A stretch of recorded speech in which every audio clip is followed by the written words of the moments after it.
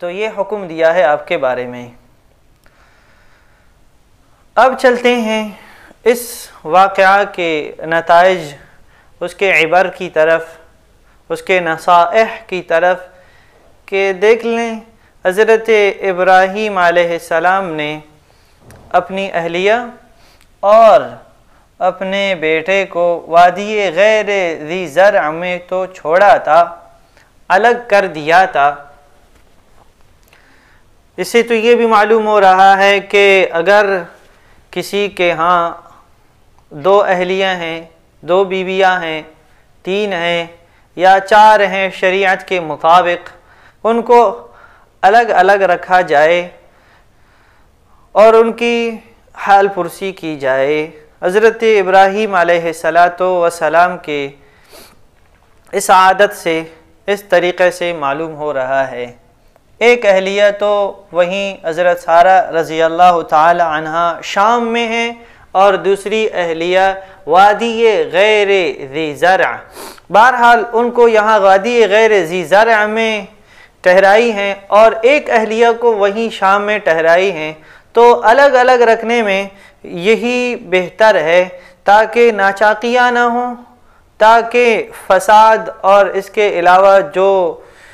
پیش آتی ہیں ہمارے معاشرے میں اس سے بچا جائے۔ اس وجہ سے ان کو الگ کیا گیا۔ اور دوسری بات یہ معلوم ہو رہی ہے کہ اگر کوئی اپنے اہل و عیال سے جدا ہو جائے، اگر والدین الگ رہائش کر رہے ہیں، اولاد کہیں اور رہائش کر رہے ہیں، ہونا یہ چاہیے کہ اب جب الگ ہو گئے تو ان کو اسی طرح نہیں چھوڑنا چاہیے، بلکہ حال پرسی کی جائے، ان کی عیادت کی جائے اگر وہ مریض ہوں، اور وقتاً فوقتاً ان کے بارے میں معلومات بھی لیا جائے، ان کی جو اہلیہ ہیں ان سے بھی دریافت کی جائے کہ کیا ان کو کوئی پریشانی نہیں ہے۔ یہ ساری چیزیں ہمیں اس واقعہ سے حاصل ہو رہی ہیں کہ حضرت ابراہیم علیہ السلام اہلیہ سے بھی دریافت فرما رہی ہیں اور مشورہ بھی دے رہے ہیں،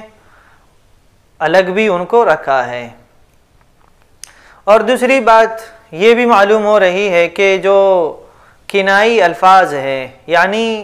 لفظ کہہ کر کچھ الگ مراد لینا، جیسے کہ حضرت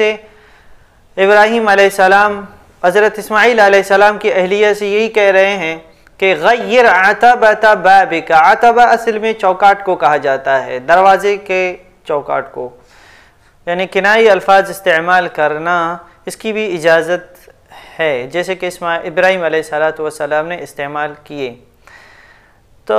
یہ ابراہیم علیہ السلام اور اسماعیل علیہ السلام کے وہ واقعات ہیں کہ اب تک بیت اللہ شریف کی تعمیر نہیں ہوئی ہے، اب تک وادی غیر ذی زرع میں آبادی کی جا رہی ہے۔ بیت اللہ کی تعمیر سے پہلے وادی غیر ذی زرع کی آبادی کے بارے میں یہ واقعات ہو رہے تھے، اس کی آبادی اور وہاں انسان کیسے آئے، کیسے آباد ہوئے، یہ ان کا پس منظر تھا۔ آگے حضرت ابراہیم علیہ السلام کو